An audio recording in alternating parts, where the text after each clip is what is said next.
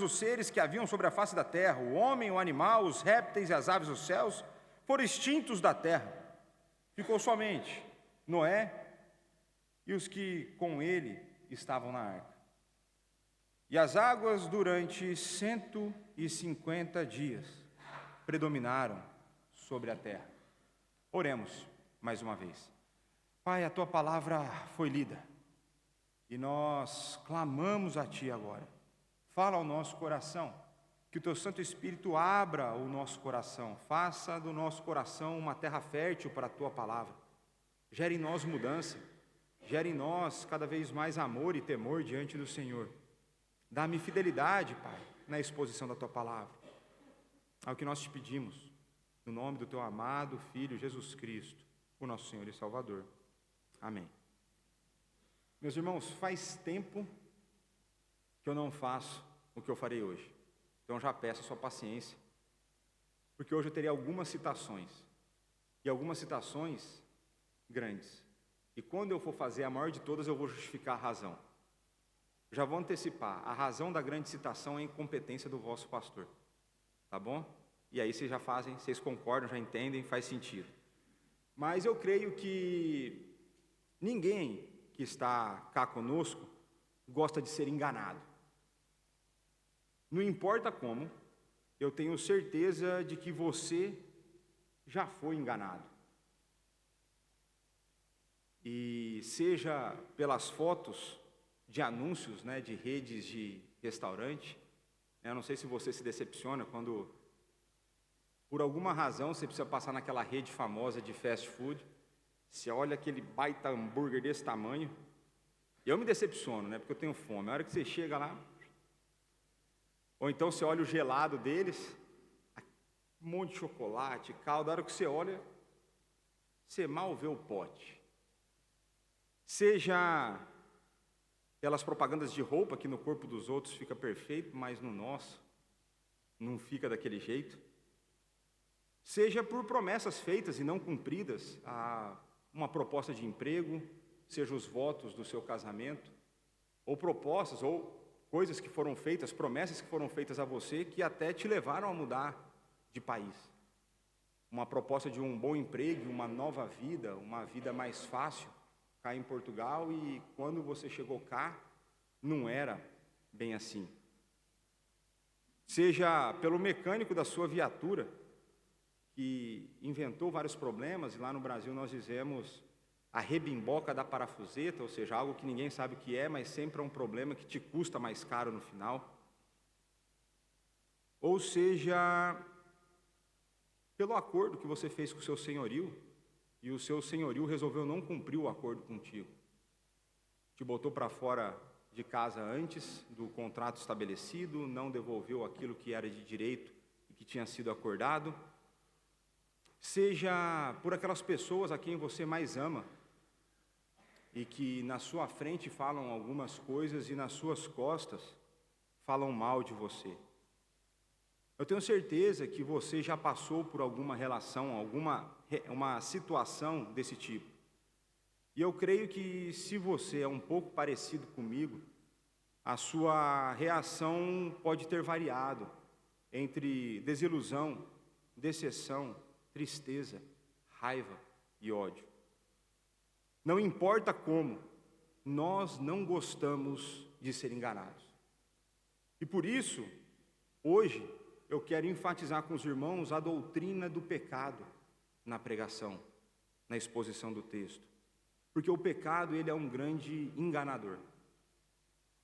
Nos nossos dias, pecado é uma palavra bastante desgastada, carregada de preconceito e de falta de compreensão.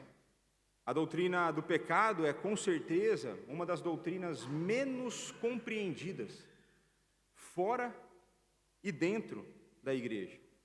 Fora da igreja, isso já era esperado. Entretanto, é dentro da igreja que nós somos surpreendidos. Existem aqueles que creem que o pecado é uma coisa um tanto ultrapassada, simplesmente uma forma de reprimir a nossa felicidade, uma espécie de estraga-prazeres de pessoas ultrapassadas. Pregações que combatam o pecado não passam de lições moralistas de pastores puritanos. Entretanto, isso está muito longe de ser a verdade bíblica. A nossa compreensão superficial do que é o pecado e a nossa falta de vislumbre e admiração da forma como Deus criou o mundo leva-nos a uma postura relaxada, descuidada, despreocupada com o pecado. E eu quero começar com vocês com algumas definições acerca do pecado e algumas das consequências do pecado. E aqui eu vou recorrer a alguns irmãos nossos da história. E o primeiro grupo de irmãos que nós recorreremos são aqueles que escreveram o Catecismo Maior de Westminster, um dos documentos que rege a doutrina dentro da Igreja Presbiteriana. Então, a pergunta de número 24, no Catecismo Maior de Westminster, diz o seguinte: o que é o pecado? Pecado é qualquer falta de conformidade com a lei de Deus, ou transgressão de qualquer lei por ele dada como regra à criatura racional. Pergunta 28. Então, da 24 a 28, ele foi falando de pecado, mas vamos para 28. Quais são as punições do pecado neste mundo? As punições do pecado deste mundo são ou interiores, como a cegueira de entendimento, sentimentos depravados, fortes ilusões, dureza de coração, remorso na consciência e afetos baixos, ou exteriores, como a maldição de Deus sobre as criaturas por nossa causa e todos os outros males que caem sobre nós em nossos corpos, nossos bens, relações e empregos, juntamente com a morte. Avançando alguns séculos, eu quero trazer para vocês a definição do nosso irmão Bavinck acerca do pecado, abre aspas.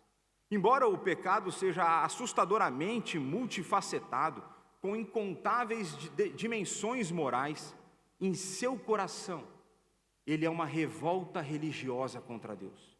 O pecado é uma quebra intencional do mandamento de Deus e flui de um coração que se rebela contra Deus. A lei de Deus pode incorporar os costumes humanos, mas é sempre mais do que costume. O pecado também é um poder ativo, corruptor e destrutivo. O pecado é uma privação da perfeição moral que os seres humanos devem possuir e inclui transgressão ativa. Não tendo existência própria, o pecado é ético e espiritual por natureza, embora sempre se expresse em termos concretos. Ele é uma deformidade, um afastamento da perfeita lei de Deus por parte das criaturas racionais, que podem conhecer a vontade de Deus. Então, Bavinck nos diz que o pecado ele é algo abstrato que não existe sem a atuação humana. Sem o coração humano, o pecado é apenas um conceito. Mas é na minha e na sua vida que o pecado toma forma e entra na realidade, ele se manifesta na realidade. Ele depende de criaturas racionais, então, ou seja, os animais não fazem isso. Somos nós, aqueles criados à imagem de Deus, que damos vida ao pecado. E por que nós damos vida ao pecado? Porque nós, de acordo com Bavinck, nós nos rebelamos contra Deus. Conhecendo a sua vontade, nós fazemos o contrário. Agora eu quero avançar um pouco mais no raciocínio. Se o Catecismo de Westminster trouxe o que é o pecado e depois as consequências do pecado, eu trouxe de Bavinck o que é o pecado. E agora eu quero trazer para os irmãos, a partir do meu amado Paul Tripp, quais são as consequências do pecado. Abre aspas. Um dos tristes resultados do pecado é que o pecador comum nas ruas transporta consigo pouca ou nenhuma consciência, compreensão ou culpa do pecado. O pecado já não é uma categoria na mente das pessoas ou na nossa cultura. O pecado não é visto como uma ferramenta que explica as motivações ou o comportamento das pessoas. O conceito de pecado não é ensinado nas aulas de filosofia ou na psicologia da sua universidade local. O pecado não é uma categoria que molda a nossa visão de aplicação da lei. A verdade da pecaminosidade humana não molda a forma como a maioria das pessoas pensa sobre injustiça racial, sobre o totalitarismo ou sobre o abuso. A doutrina do pecado não é normalmente utilizada para ajudar os conselheiros a compreender as dificuldades do casamento e da educação dos filhos. O pecado não é compreendido como a força por detrás da sexualização das mídias populares, TV, redes sociais. Poucas pessoas pensam que a corrupção política e do governo tem alguma coisa a ver com o pecado. Quando o pecado é uma categoria que se deixou para trás, é preciso explicar as tragédias humanas de alguma outra forma. Se você não acredita na tragédia e na universalidade do pecado, então pensará que os humanos têm poder para reparar humanos. Então, você deposita a sua esperança na educação, na política, na filosofia, na psicologia, na medicina e assim por diante. Quase todas essas coisas são benéficas, mas não têm qualquer poder para nos resgatar das trevas, do engano, da destruição e da morte que o pecado trouxe sobre todos nós. Se, no entanto, você acredita que o problema é mais profundo, o problema mais profundo de cada ser humano é o pecado, e se você acredita que nenhum ser humano é capaz de escapar da influência do pecado, então você sabe que eu e você juntos, nós não podemos nos salvar. Se existe algo como pecado a viver no coração de todos, então a nossa única esperança é uma intervenção divina.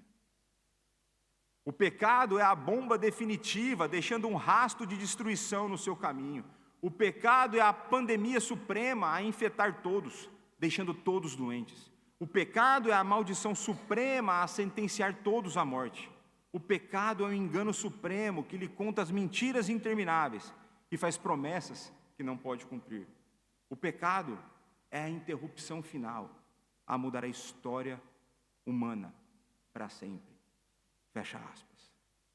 As garras profundas do pecado no coração humano influenciaram a humanidade a abandonar o Senhor. Finalmente, nós chegamos no ápice do juízo divino.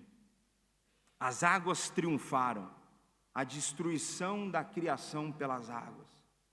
E quando nós vemos o texto, nós temos pelo menos 3 aspectos destacados acerca das águas do dilúvio.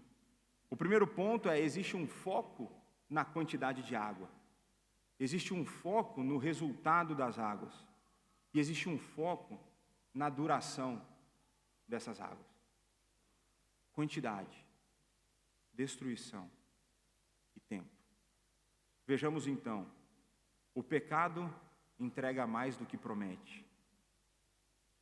Ele promete uma promessa de prazer passageiro, mas ele entrega o juízo divino. Verso 17: durou o dilúvio 40 dias sobre a terra. Cresceram as águas e levantaram a arca de sobre a terra. Então o relato do dilúvio prossegue, e agora nós temos a duração do processo de aumento das águas. Semana passada nós vimos que as chuvas se iniciaram e que as fontes do abismo se romperam e que as águas aumentaram então de cima para baixo e de baixo para cima. E essas águas agiram e elas cresceram por 40 dias. O texto nos diz que as águas cresceram e levantaram a arca. E uma coisa interessante, uma das belezas que a gente só consegue ver no texto hebraico, que a palavra que nós usamos aqui, que nós traduzimos como cresceram as águas, é a mesma palavra que nós usamos para multiplicar.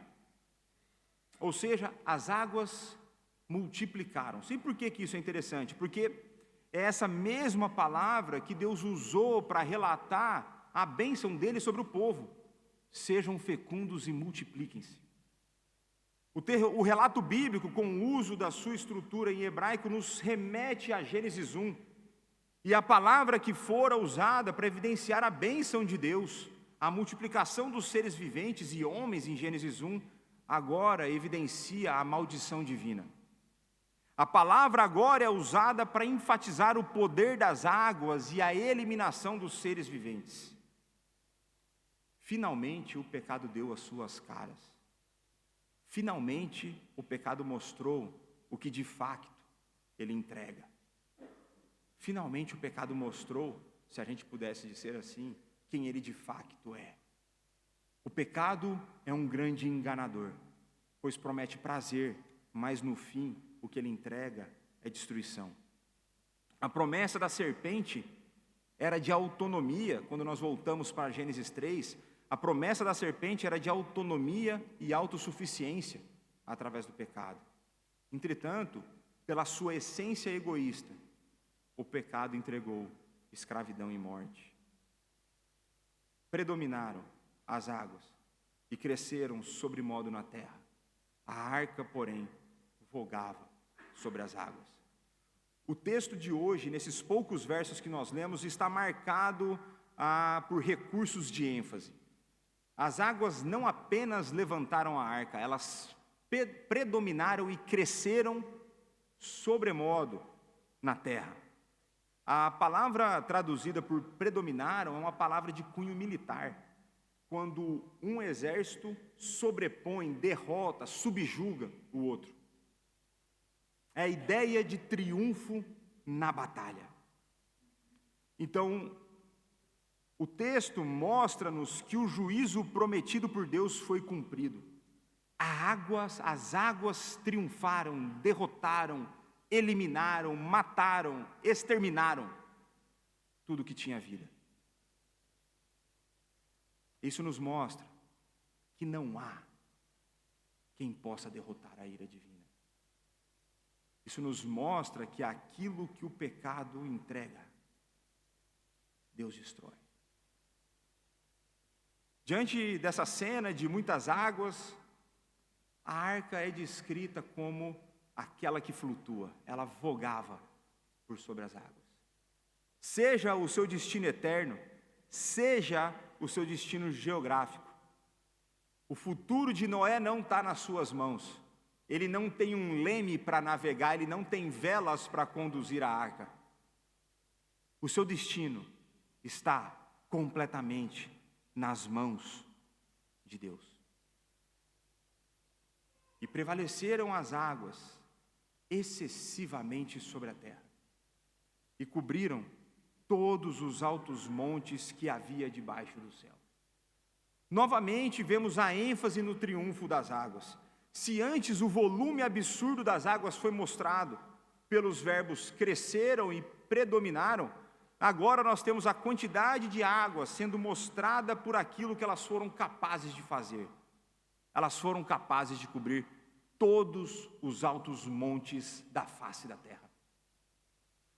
Considerando o argumento que tem sido construído ao longo das últimas pregações, nós temos nesses 3 versos ainda mais indícios textuais de que não existe uma outra interpretação tão natural quanto a do dilúvio universal. Nos versos 17 e 18 nós temos a ênfase na terra, sobre toda a terra. No verso 19 nós temos uma outra perspectiva, todos os altos montes debaixo do céu. E o que está debaixo do céu? Tudo. Tudo. Toda a realidade material criada está debaixo do céu. Então, de acordo com James Boyce, o versículo 19 é importante, pois nesse versículo a palavra hebraica para todos ocorre não apenas uma, mas 2 vezes, o que no hebraico dá uma ideia de um superlativo, uma ênfase muito grande. O texto nos diz que a água do dilúvio subiram muito sobre a terra, de modo que todas as altas montanhas dos céus inteiros foram cobertas. Isso significa que toda a terra estava coberta. Essa palavra todos ocorre mais 6 vezes na passagem. 2 delas no verso 22, em cada caso salientando que todas as aves, todos os rebanhos, todos os animais selvagens e todas as pessoas morreram. Todos, todos, todos, todos. É toda a terra. E, além disso, não é apenas esta passagem que deve ser tratada. Nós consideramos, e eu falei isso, que de Gênesis 6 a Gênesis 9 nós temos a história do dilúvio. A partir de Gênesis 6, 9, começa a história do dilúvio, porque começa a história de Noé. E um comentarista, Morris, ele vai dizer que as expressões que envolvem a universalidade do dilúvio e os seus efeitos ocorrem mais de 30 vezes, de Gênesis 6 a 9, mais de 30 vezes. O dilúvio foi universal. E Morris vai dizer algo ainda mais interessante. Ele diz que a formulação de todo o registro, tanto aqui como em Gênesis 6-9, não poderia ser melhorada se a intenção do escritor fosse descrever um dilúvio universal. Então Morris diz que, pela forma como o texto foi escrito, se a intenção era descrever que o dilúvio aconteceu em todo o planeta, não tinha jeito melhor de fazer. Eu concordo com ele, porque o texto é inspirado e essa é a interpretação natural do texto. Então o texto continua: 15 côvados acima deles prevaleceram as águas, e os montes foram cobertos. Para que nós não ficássemos com dúvidas, Moisés registra que os montes não apenas foram cobertos, mas que as águas superaram os montes em 15 côvados. Não sei se você está ciente quantos 15 côvados são, o que eles representam, mas 15 côvados são aproximadamente 7 metros. Então, do ápice do maior monte, ainda tivemos 7 metros de água. Você quer ter uma noção do que é 7 metros? É do chão até lá no teto. Isso são 7 metros. E eu creio que a próxima pergunta que você possa fazer é: qual que é a importância disso para mim? Se o texto diz que todos os montes foram cobertos, eu sou crente, eu estou tranquilo com isso. Por que tem esses 15 côvados? E eu creio que existam pelo menos 2 motivos pelos quais essa informação é importante para nós. E o primeiro deles é que, para mostrar que não houve possibilidade de manutenção da vida de nenhuma espécie que pudesse ter conseguido encontrar refúgio no ápice de uma montanha. Se fosse possível que uma girafa, não sei se existia girafa naquela época, mas se fosse possível que uma girafa subisse a montanha e chegasse no ápice, ainda assim não seria suficiente para ela ficar viva. Essa é a ideia. Não deu chance para ninguém. Contra a ira de Deus, não tem solução a não ser Jesus Cristo. Não existe ninguém que seja capaz de aplacar a ira divina, a não ser o nosso Salvador. Então essa é a primeira razão.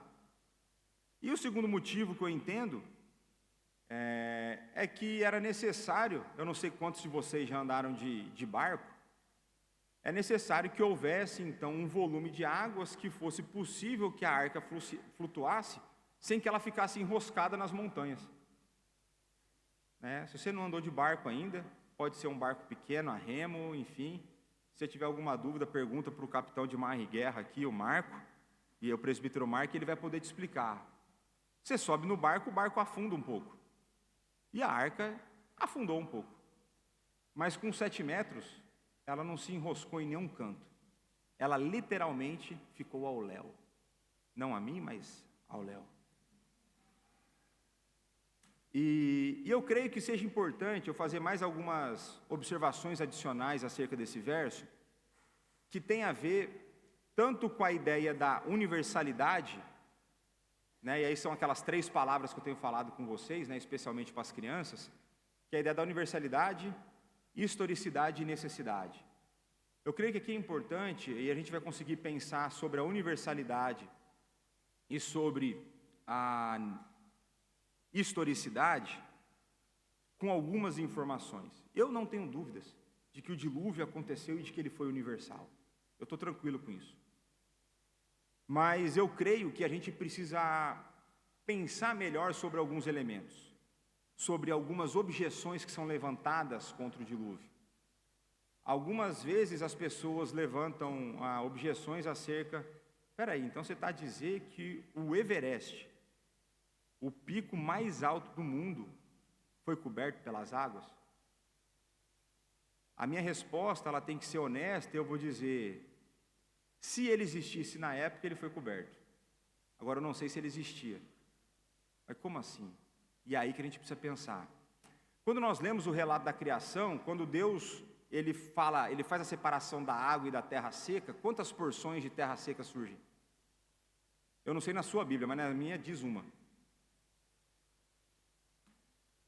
A gente parte do pressuposto que o mundo antes do dilúvio tivesse a mesma distribuição geográfica, composição geológica como tem hoje. E talvez a gente esteja errado sobre isso. Existem as teorias aí, hipóteses científicas acerca da Pangeia, enfim, talvez seja uma possibilidade. Porque eu não sei você ou como você vê o dilúvio, e se você considera os elementos que a Bíblia nos apresenta acerca do dilúvio. A Bíblia nos diz que o dilúvio foi o quê? Juízo divino. E se foi juízo divino, eu não consigo imaginar a terra se enchendo de águas, assim como uma banheira se enche de água. Não sei quem já teve a experiência de pôr a banheira para encher de água, se você não teve, faça hoje. A água na banheira sobe lentamente, dá até preguiça de tomar banho de banheiro. Uma porque eu não caibo dentro, a outra é porque demora demais. A água vai subindo. A Bíblia diz que foi juízo. E juízo é acompanhado de violência. Juízo é acompanhado de tempestade, de fontes do abismo que se rompem. Fontes que se romperam, águas que jorraram. Por exemplo, movimentos tectônicos foram possíveis. É possível que tenha acontecido terremotos, tsunamis. O mundo estava a sofrer a ira de Deus, na pele, na terra, na água. A violência toma conta. O nome disso é juízo. Juízo não é tapinha nas costas. Juízo é violência contra o pecado. O juízo divino é violência contra o pecado. E com isso, a terra pode ter sido mudada, os continentes podem ter se separado, acidentes geológicos podem ter acontecido, montanhas podem ter surgido como decorrência do dilúvio. Como era o mundo antes, não tenho a menor ideia e não me importa. O que eu sei que Deus fez o que Ele disse que Ele fez. Eu sei que as águas encheram, eu sei que os montes foram cobertos. Mas tem uns caras inteligentes, estudiosos, que quando eles olham para isso, eles conseguem ver e falar assim, é verdade. O tal dos crentes estão certo. Alguma coisa aconteceu diferente do que a gente pensava.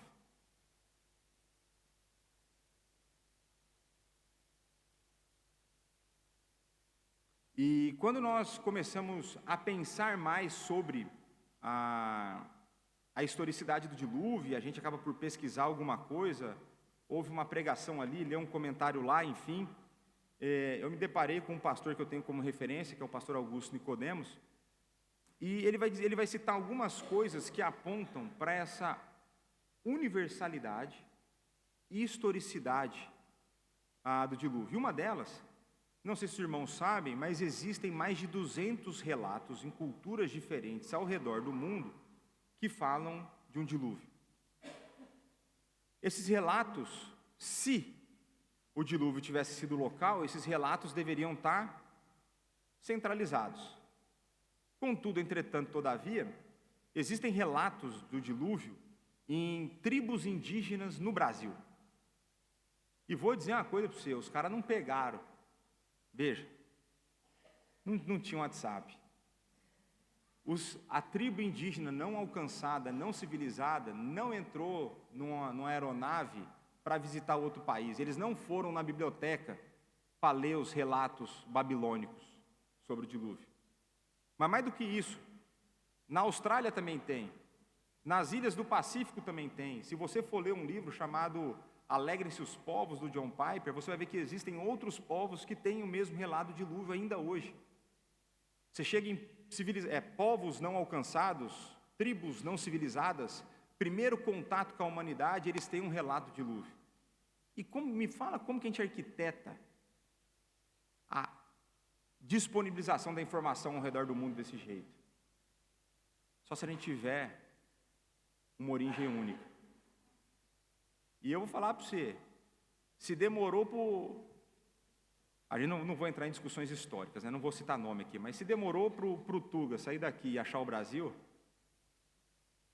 não foi os caras de Noé que foram achar os indígenas aqui no Brasil, porque começou tudo em Noé. Então, a gente precisa somar 2 com 2 e chegar às conclusões. Mas, além disso, existem evidências geológicas. A aula hoje está pesada, né? Não sei se você já se depararam com algum tipo de notícia de fósseis de animais marítimos encontrados muito acima do nível do mar. E como que resolve isso? Então a baleia resolveu sair andando e foi na montanha lá. O peixe desenvolveu e perdeu o pé e virou, ou ganhou o pé e virou lagarto. Não foi. Não foi. Então, nós temos fósseis acima do nível do mar mostrando isso. E um argumento interessante que o Augustus apresentou, e esse eu nunca tinha ouvido, é de que nós temos diversos cemitérios de animais em que o fóssil está numa posição estranha. O que eu quero dizer com isso? Um animal no mundo selvagem, não o seu pet, que você trata como filho, não. O animal no mundo selvagem. Quando ele está doente e vai morrer, ele vai se encolher num canto, ele vai se deitar numa determinada posição e tudo mais.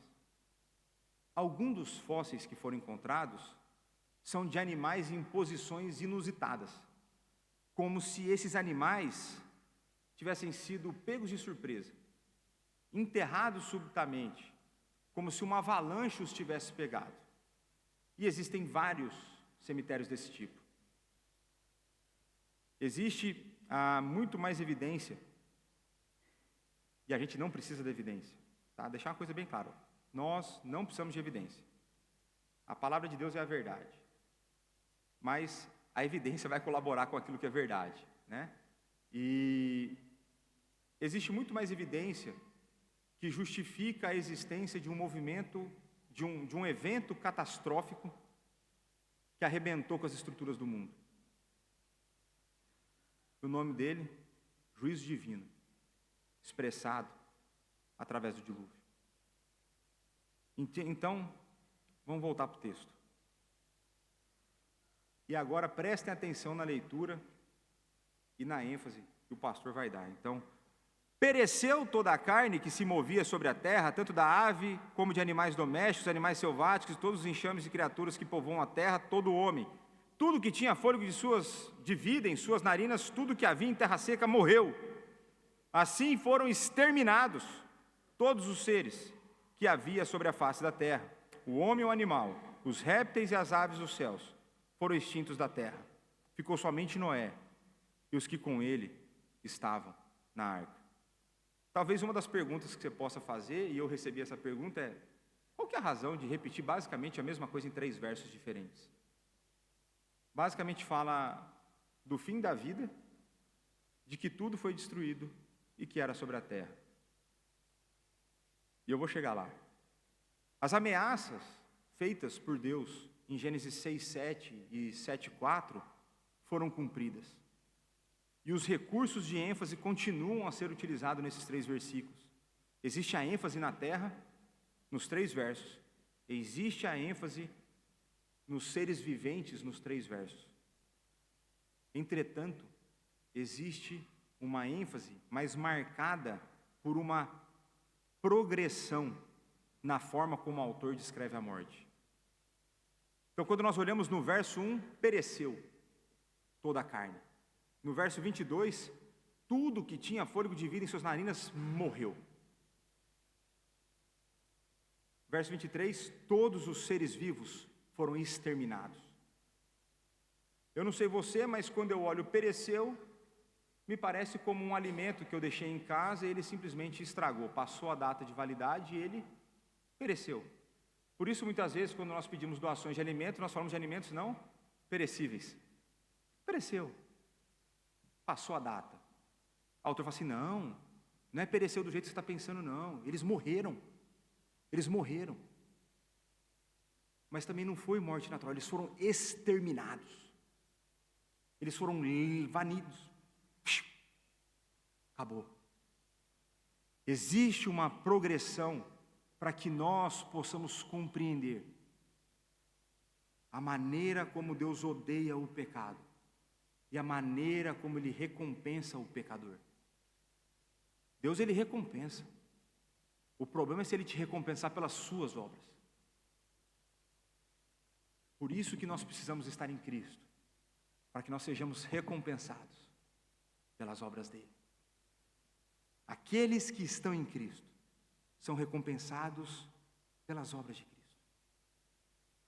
Então Deus, com a sua ira, extermina, é a realidade trazida pelo pecado.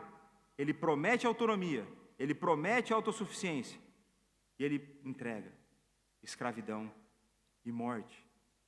O salário ordenado do pecado foi entregue. Como dito na outra pregação, a partir de uma estimativa bastante conservadora, mais de 1.000 milhões de pessoas foram exterminadas nesses dias. Mais de 1.000 milhões. Os brasileiros, mais de 1 bilhão de pessoas morreram por conta do pecado. Foram exterminados pela ira divina.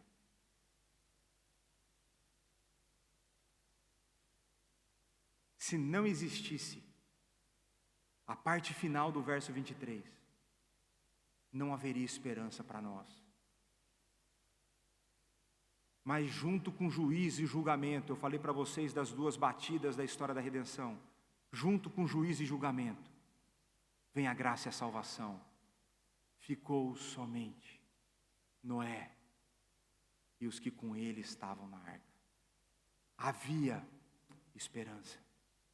Só Noé e os que estavam com ele na arca sobreviveram. Tirando os tripulantes da arca, não há vida na terra. Essa é a cena. Essa é a cena de destruição. E aqui, se você teve a experiência de ou acompanhar a televisão no Brasil, ou se você morou em São Paulo, enchentes são avassaladoras. Quando você olha morros deslizando, quando você olha casas sendo tomadas pelas águas, pessoas perdendo tudo aquilo pelo qual elas lutaram a sua vida toda. O dilúvio é muito pior do que isso. A cena é de um desastre muito maior. Se você viu uma enchente, se você presenciou uma enchente, se você passou por perto de uma enchente depois que as águas foram embora, isso é nada perto daquilo que Deus deu como recompensa pelo pecado da humanidade. E o verso 24 vai dizer: e as águas, durante 150 dias, predominaram sobre a terra.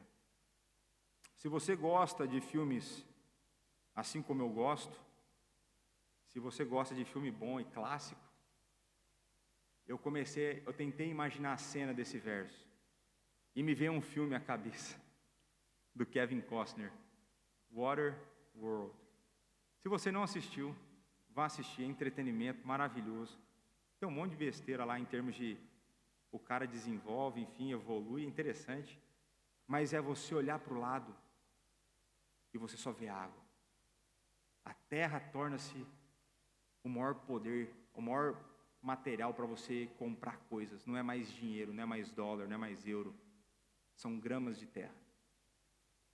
Não, assistam esse filme, é muito bom. Foi a cena que eu pensei, cá.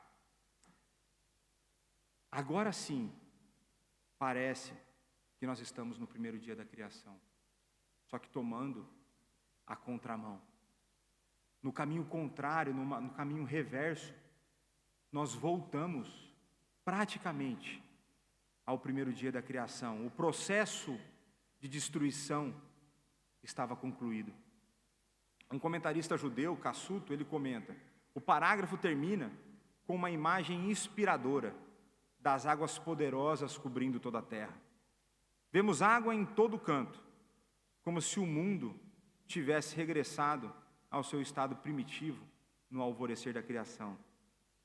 Quando as águas do abismo submergiram tudo, nada restou da vida abundante que irrompera sobre a terra. Destruição completa. Mas ao contrário do primeiro dia da criação, existia uma arca que estava a flutuar. Portanto, uma nova criação estava a caminho. Meus irmãos, no jardim do Éden, a promessa da serpente era de autonomia e autossuficiência através do pecado. De acordo com a serpente, bastava a Adão e Eva comerem do fruto para que fossem iguais a Deus. Entretanto, o pecado entregou alienação, escravidão e morte. Tempos depois, a humanidade estava maioritariamente corrompida, alienada de Deus. De fato, parecia que a serpente e os seus descendentes haviam triunfado. O mundo caído, completamente afetado pelo pecado. Desarmonia, sofrimentos, desastres, doenças, inimizades, guerras, morte e a impossibilidade de salvação pelas obras passaram a fazer parte da realidade humana. A realidade do perfeito jardim, do templo cósmico e da perfeita união com Deus e com o próximo e com a criação já era muito distante. A situação parecia ser insolúvel. Mas Deus mostra-nos sua justiça e sua graça através do dilúvio e de Noé. Pela graça, 8 pessoas foram poupadas do juízo, enquanto milhares e milhares, 1.000 milhões, foram mortos por sua justiça. O pecado é terrível em suas consequências, porém, terrivelmente atraente em seus prazeres. A pregação de hoje é um alerta para a existência, presença, profundidade e destrutibilidade do pecado. O pecado é muito mais do que um mero erro. O pecado é um mal moral. O pecado é a rebelião contra o santo Deus. Abre aspas. Se você acredita, e aqui é importante você refletir nessa frase, se você acredita que não existe pecado, da forma como a Bíblia o descreve, então você não vê necessidade de uma lei moral de Deus. Você não vê necessidade da sabedoria das Escrituras. Você não vê necessidade da dependência de Deus. Você não vê necessidade da graça salvadora do Redentor. Você não vê necessidade do ministério da igreja ou da brilhante esperança da eternidade. Mas a pregação de hoje, além de te alertar para a existência do pecado, ela também é um convite para a esperança. Pois nós temos um Redentor, nós temos Jesus Cristo. Nós somos chamados a abandonar o pecado e a colocar-nos aos pés de Cristo. Nós somos chamados a clamar àquele que nos resgatou das trevas para a sua maravilhosa luz. Nas palavras de Paul Tripp, abre aspas, o clamor de todos perante a fragilidade, o perigo, as desilusões, as dificuldades e as injustiças da vida neste mundo marcado pelo pecado, é na verdade um clamor por Deus e pela sua graça redentora, resgatadora e restauradora, quer a pessoa que clama saiba ou não. A doutrina do pecado diz-nos que a esperança da humanidade nunca será entregue pela humanidade, mas virá apenas através da graça interveniente de Deus.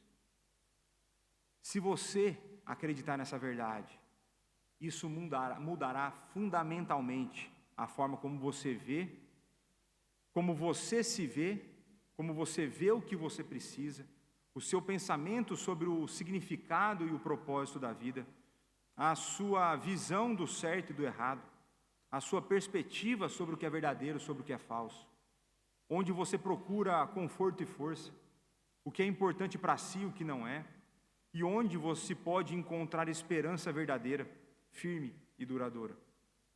Se o pecado é o cancro supremo, então não há cura a ser encontrada fora das misericórdias intervenientes da graça redentora. Se o pecado é o problema, então Deus é a nossa única esperança. Fecha aspas. A caminhada cristã é marcada pela realidade do já e o ainda não. Ainda que tenhamos sido libertos da escravidão do pecado, ainda não estamos livres da sua influência. Somos chamados a encarar a dura realidade do mundo caído, mas também somos chamados a animar a nossa alma com a realidade futura do novo céu e da nova terra, onde o pecado já não mais existirá. Mais uma vez eu peço a sua atenção para uma citação que eu farei. E essa citação é grande. Ela é grande. Mas eu entendi que fazia sentido fazer essa citação, contrariando, eu nunca fiz uma citação desse tamanho. Porque eu creio que o Paul Tripp, ele conseguiu captar de uma maneira tão bela e profunda o como nós devemos encarar a realidade afetada pelo pecado e a maneira como nós devemos ansiar o futuro. O nosso coração, ele é um coração que enfrenta a dura realidade com alegria, porque nós temos certeza de um futuro melhor. E é um futuro melhor que não depende de mim, de você, não é das nossas forças, mas é do nosso Salvador. E quando eu li esse trecho do livro do Paul Tripp, eu quase que me senti numa posição de não ter o direito de compartilhar com vocês, pela forma como ele captou e pela forma como ele nos faz sonhar com o futuro que nós teremos. E como me falta palavras, e eu sou um cara muito direto e bruto, eu vou usar as palavras delicadas e criativas de um irmão que eu tanto admiro. Então aperta os cintos, abre aspas. O pecado está em todo canto para onde se olha, a distorcer e a deturpar as coisas boas que Deus criou. Não precisa de fazer uma análise profunda para ver os problemas em si e à sua volta. Isto causa-nos grande preocupação pelos problemas que vemos nos outros, ao mesmo tempo que nos faz minimizar os problemas em nós próprios. Poder do pecado, eu vejo para um do outro e não vejo em mim. Ele produz em si uma raiva vil e egoísta. A sua presença significa que a tentação está por todo canto, a deixar-nos suscetível à sua atração. Isto faz com que os jovens exijam as coisas à sua maneira e se percam nos seus caminhos. Ele corrompe as nossas instituições, cria agitação social, leva nações à guerra e divide famílias e igrejas. Ele dá à falsidade uma plataforma e à insensatez o poder de seduzir. Ele estará conosco até que a trombeta final soe, a nota da nossa libertação. Nós ficaremos cheios de cicatrizes e exaustos por causa da batalha contra o pecado, enquanto explodimos com uma alegria nunca antes experimentada. Sim, o pecado é verdadeiramente a doença suprema da humanidade, o seu dilema sombrio e a sua lamentável maldição. Imaginem como seria mais fácil o casamento se não existisse pecado. Imagine a alegria da unidade, da compreensão e do amor imaculados. Imagine viver nesta união para toda a vida, sem motivos conflituosos, sem suscetibilidade à infidelidade e sem conflitos egoístas. Imagine que a vida sexual nunca é egoísta ou impura. Imagine que o dinheiro nunca seduz e nunca é campo de batalha. Imagine que o casamento nunca se tornará sombrio e nem violento. Imagine uma família estendida que não inicia batalhas por lealdade. Imagine um amor não corrompido pelo pecado década após década. Pense como seria conduzir os seus filhos até a maturidade sem qualquer pecado no caminho. Imagine nenhuma criança a ser abusada de qualquer forma. Imagine ser paciente e gentil com seus filhos o tempo todo. Imagine os seus filhos terem sempre um coração obediente, a desejarem fazer o que é certo e a viverem livres da tentação de seguir o seu próprio caminho. Imagine uma cooperação familiar completa, serviço e amor. Imagine nunca mais ficar triste por causa dos seus filhos, ou sentir-se culpados pela forma como reagiu a eles. Imagine estar em perfeita paz com as escolhas que seus filhos fazem. Imagine nunca ter medo do que estão a fazer quando estão fora de casa. Imagine que a raiva e a rebeldia nunca irão perturbar uma relação amorosa com seus filhos. Imagine uma amizade sem qualquer conflito. Imagine nunca mais ter desentendimentos mesquinhos, ciúmes ou exigências egoístas. Imagine estar sempre disposto a servir e a doar. Imagine que ninguém se ofende facilmente e que não há mal-entendidos pelo caminho. Imagine nunca ter de confessar, perdoar, restaurar e conciliar. Imagine o seu trabalho, a sua carreira não afetados pelo pecado. Imagine cada chefe a ser motivado pelo amor por cada trabalhador e pelo compromisso com o seu bem-estar. Imagine um local de trabalho livre de competição egoísta, traições, invejas, engano e roubo. Imagine um ambiente de trabalho onde as pessoas fossem mais importantes que o dinheiro, o amor fosse mais valorizado do que o sucesso e as decisões tomadas com motivações puras. Imagine nunca mais ter que medo de ir trabalhar. A sua carreira não te deixará emocionalmente esgotado. E, finalmente, você nunca desejará poder fazer algo diferente do que você recebe para fazer. Imagine o trabalho ser um lugar sempre de paz e alegria. Imagine que não exista governo corrupto. Imagine que todos os políticos sejam honestos, confiáveis e altruístas. Imagine cada funcionário público a amar as pessoas mais do que o poder. Imagine cada cidadão a sentir-se cuidado, protegido e a viver sem medo. Imagine que não haveria escândalos nacionais, nem cidadãos com intenções nefastas, nem violência de encanto nenhum. Imagine cada nível do governo sendo gerido por pessoas que fazem sempre o que é certo e bom em todo o tempo. Imagine nenhuma pandemia global, nenhuma pobreza, nenhuma doença e nenhuma fome. Imagine que não haveria campos de refugiados, nem cidades devastadas pela guerra, nem crianças sem pais. Imagine nenhuma guerra, nenhum confronto nuclear e nenhuma ameaça terrorista. Imagine um mundo em paz em todo canto, em todo momento. Imagine nenhuma animosidade étnica, nenhum ódio racial e nenhum sistema de injustiça. Imagine cada pessoa ser respeitada como portadora da imagem de Deus. Imagine que nenhuma vida infantil lhe é roubada antes de nascer. Imagine nenhum ditador, nenhuma célula anarquista e nenhuma agitação internacional. Imagine salas de aula de todo mundo a ensinar apenas o que é verdadeiro e a transmitir aos alunos a que é sábio. Imagine tudo que Deus criou, cada planta, animal, massa de terra e corpo de água, geridos com cuidado e para a honra do Criador. Imagine uma cooperação global para o bem da criação e o bem-estar de todos os que foram criados à imagem de Deus. Imagine a mídia sempre a transmitir o que é verdadeiro e belo em todo o tempo. Imagine que toda a tecnologia desenvolvida e utilizada para o bem da terra e para a causa do desenvolvimento humano. Imagine todas as pessoas a amarem Deus acima de tudo e amarem o próximo como a si mesmo. Imagine a paz e a harmonia em todos os lugares, a todo momento. Imagine que nunca foi dita ou crida qualquer falsidade. Imagine um shalom, uma paz divina, ininterrupta, ininterminável. Imagine um mundo sem pecado. Examine a sua própria vida, examine o seu próprio coração, examine o seu próprio historial. Como seria a sua história? Como seria a sua vida? Como seriam os seus relacionamentos se não fossem manchados e distorcidos pelo pecado?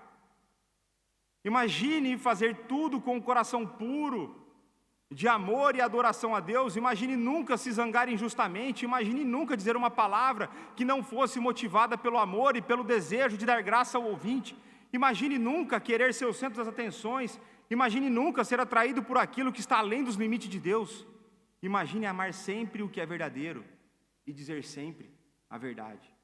Imagine viver sem medo, desilusão e desânimo. Imagine nunca ter o coração partido. Imagine nunca fazer nada para magoar ou prejudicar outra pessoa. Imagine sempre ser gentil, bondoso e paciente. Imagine sempre adorar, passar o tempo na palavra de Deus e adorar a sua comunhão com Deus em oração. Imagine sempre ser um servo alegre de Deus e dos outros. Imagine a sua vida com uma crônica, uma história de retidão ininterrupta. Imagine a vida, a sua vida, sem pecado. Eu receio que estejamos tão habituados a um mundo manchado pelo pecado, que ele está tão enraizado no nosso cotidiano, que perdemos de vista o facto de ele ter estragado tudo nas nossas vidas. Receio que nos tenhamos habituado ao horror com que convivemos todos os dias. Receio que nos esqueçamos de que o pecado torna tudo na nossa vida mais difícil e perigoso do que Deus alguma vez pretendeu que fosse. Receio que o que nos deveria perturbar profundamente não nos perturbe em nada. Receio o que nunca deveria ter acontecido se tenha tornado naquilo que agora esperamos. Tenho medo de que as coisas deveriam chamar a nossa atenção e partir-nos o coração sejam tão rotineiras que já mal chamam a nossa atenção. Receio que aprendamos a viver com aquilo que deveríamos lamentar e abominar. Receio que a presença do pecado em nós e à nossa volta seja tão familiar que não nos deixe tão assustados e tristes como deveria. Quando ignoramos ou minimizamos os resultados horríveis do pecado, quando eles se tornam apenas mais uma parte da vida para nós, então desvalorizamos o resgate da graça reconciliadora de Deus. E os nossos corações não anseiam por esse lugar onde o pecado já não existe. Quando você está de coração partido pelos danos do pecado, nada mais belo para si do que o amor redentor de Deus. Quando você reconhece e confessa o dano que o pecado causou à sua vida, nada é mais maravilhoso para si do que o poder resgatador da graça divina. Quando você vive com consciência dos danos e dos perigos do pecado, você está profundamente grato pela presença, pelas promessas e pelo poder salvador de Jesus Cristo. Quando se vive com a destruição do pecado em vista, você quer ser um instrumento de justiça, misericórdia e compaixão de Deus para aqueles que estão a sofrer com as consequências do pecado. Simplesmente, não se pode minimizar o pecado sem desvalorizar a graça de Deus. E não se pode minimizar o seu chamamento para ser um instrumento dessa graça nas mãos do Redentor. Fecha aspas. A citação é grande. Eu jamais seria capaz de escrever isso. Meus irmãos, não existe solução humana para um problema espiritual. Nós somos incapazes de resolver o problema do pecado através das nossas forças ou soluções.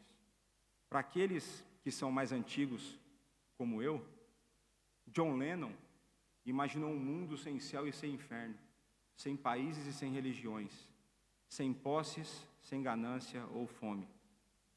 Eu vos convido a imaginar um mundo sem pecado, uma vida sem pecado. Eu não sei vocês, mas eu quero essa vida para mim. Eu sei que até que eu vá, ou que ele venha, a luta contra o pecado será constante. Mas a vida sem pecado deve ser o anseio do nosso coração. Que Deus nos conduza a uma vida de convicção de pecado, uma vida de ódio contra o pecado, uma vida de arrependimento genuíno e uma vida de obediência ao Senhor. Na certeza de que no dia do juízo final, assim como Noé, nós, aqueles que estamos em Cristo, seremos salvos pela graça. Vamos orar.